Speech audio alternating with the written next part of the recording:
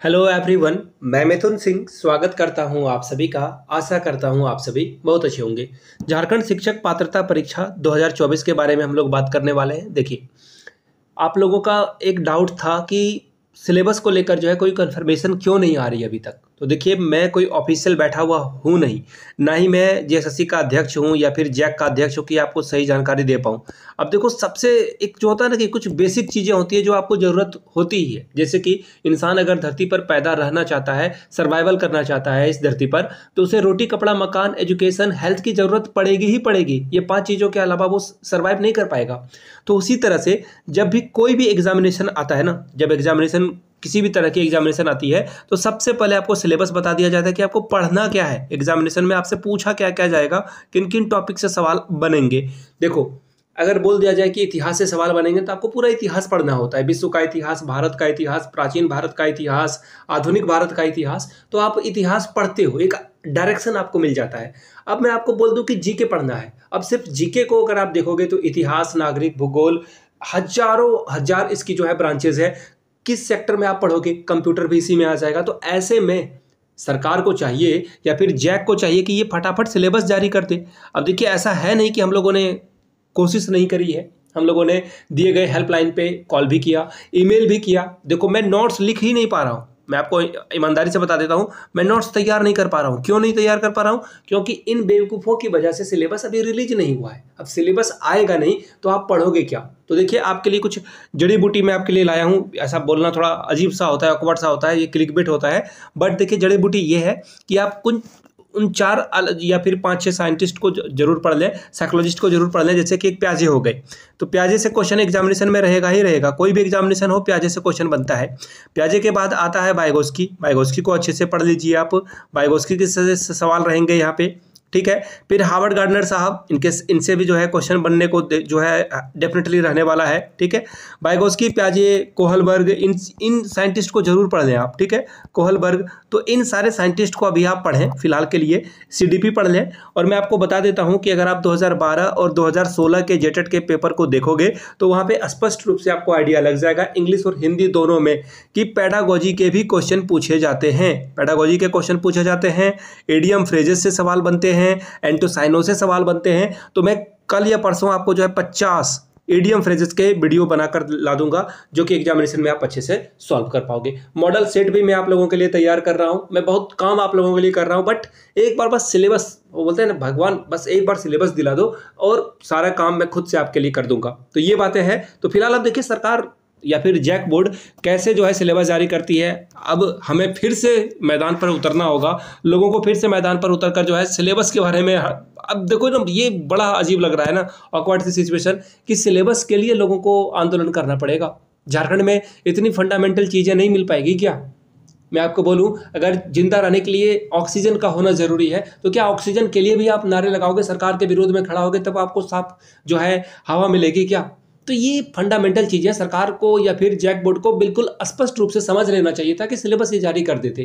तो फिलहाल आप 16 वाले सिलेबस को ध्यान में रखकर पढ़िए। फिलहाल सीडीपी पढ़िए। सबसे पहली जरूरी चीज़ क्या है? सीडीपी पढ़ लीजिए। सीडीपी में ही आपका जो है काम हो पाएगा। और जो हिंदी, इंग्लिश, खोट्ठा या फिर नागपुरी, पंच परगनिया जो क्षेत्रीय भाषा है या जनजातीय भाषा है, उसके बारे में सिलेबस ये खुद से निकालेंगे, तभी आप इस पर जो है काम करने की शुरुआत करना। फिलहाल हिस्ट्री, ज्योग्राफी, सिविक्स जिनका है वो अपने अपने सिलेबस को पढ़ें। 9-10 वाले बुक को पढ़ लें। 9-10 का बुक तो डेफिनेटली आएगा ही आएगा। सेम विथ साइंस वाले स्टूडेंट के साथ है, 9-10 के बुक को जरूर आप पढ़ लें। अब देखिए, मामला क्या है वो मैं आपको दिखा देता हूँ। वेट ए मिनट, मैं आपको सबसे पहले एक और जो पेज है वो मैं दिखा देता हूँ। ये तो एक समस्या है ही सिलेबस की।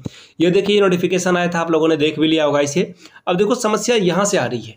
ये सबसे बड़ी समस्या है। आप देखो, मैं आपको बताऊं, अब भी आपको समझ में नहीं आएगा इसके बारे में।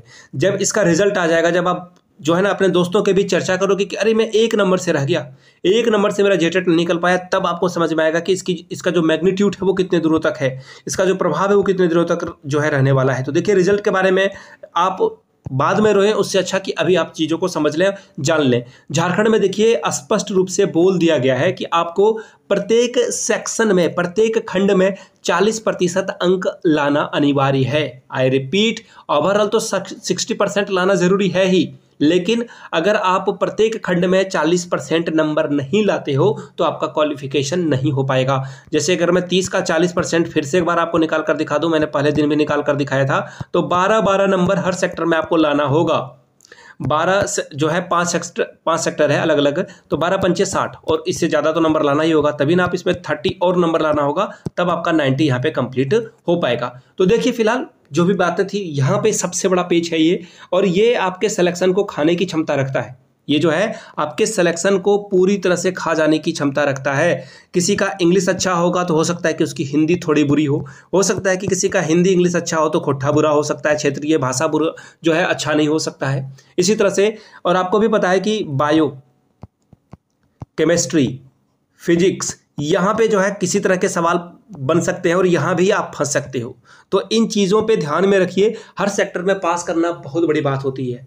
हर सेक्टर में कंप्लीटली जो है आप वाइप आउट करके निकल जाओ, ये बहुत बड़ी बात है। अब देखिए इन्होंने एक बात यहाँ पे लिखी थी, वो मैं आपको पढ़कर दिखा देता हूँ। देखो यहाँ पे इन्होंने लिख रखा था कि पात्रता परीक्षा के लिए जो संबंधित योग्यता है, अर्हता है, पाठ्यक्रम है, भाषा है, जो मापदंड है, सब कुछ वेबसाइट पर अवेलेबल है। कौन सा वेबसाइट?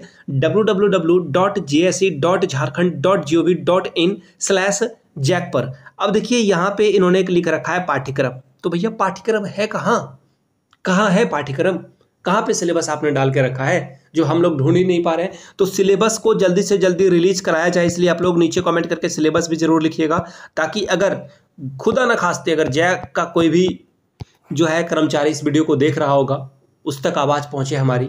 बाकी बात तो अगर इसी तरह से 10-15 दिन और डिले होता रहा तो हम लोगों को फाइनली जो है मैदान पर उतर कर जो जैक बोर्ड है, जैक रांची के पास जाकर हम लोगों को अपनी बात रखनी होगी।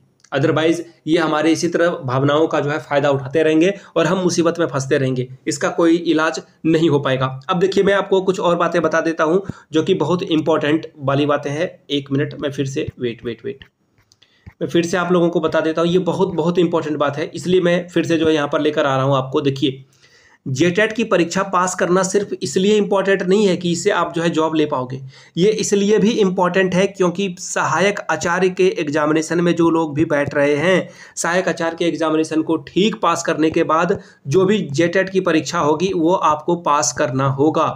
तो ऐसे में अगर आप पहले पास कर लेते हो तो हो सकता है कि हम लोग एक बार सुप्रीम कोर्ट भी चले जाएं। अगर सुप्रीम कोर्ट सीटेट को अगर वैलिड नहीं देता है तो हम लोग बोलेंगे कि हम लोगों के पास जेटेट की भी डिग्री है। तो इसलिए जेटेट बहुत मोस्ट वांटेड बन जाता है, इसे पास करना बहुत ज़रूरी है। अदरवाइज देखो जेटेट 16 या फिर 13 जिन लोगों ने पास करके रखा था वो कोर्ट में क्यों गए, सुप्रीम कोर्ट में क्यों गए? उनके पास बस एक ही मुद्दा बचा हुआ था, मदर टंग का, और मदर टंग को लेकर ये चले गए। अब मदर टंग यानी कि क्षेत्रीय भाषा जिस पर आप कमांड कर लोगे, एग्जाम में पास कर जाओगे, तो ये जेटेट की परीक्षा का जो बला है, जो मुसीबत है, चाहे वो इस बार इंटरनेशनल कोर्ट भी चले जाए तो आपको किसी भी तरह का दिक्कत का सामना नहीं करना पड़ेगा। तो प्लीज जेटेट को हल्के में नहीं लेना है। मैं बार बार कह रहा हूं, जो सीटेट पास कर चुके हैं इस गलतफहमी से बाहर निकलेंगे कि जेटेट की परीक्षा पास करना डिफिकल्ट नहीं होगा। इस डेफिनेटली डिफिकल्ट होगा, क्योंकि हर सेक्टर में पास करना ये अपने आप में बड़ी बात है, क्योंकि सिलेबस भी अभी तक जारी नहीं हुआ है। तो फिलहाल जो सिलेबस ज्ञात है, प्याजे, वाइगोस्की, कोहलबर्ग, इन सारे चीज़ों को पढ़िए, एंटोसाइनो वर्ड पढ़िए। आप हो सकता है ज़्यादा से ज़्यादा एडीएम फ्रेजेस याद कीजिए ताकि आपका इंग्लिश में एटलीस्ट सिलेक्शन हो पाए। बाकी मैं आप लोगों को बीच बीच में गाइड करता रहूँगा। आप लोगों को मेडल सेट भी जो है यूट्यूब पे फ्री ऑफ कॉस्ट प्रोवाइड करता रहूँगा, और जो भी चीज़ें 10 तरह की चीज़ें हैं वो मैं लाता रहूँगा।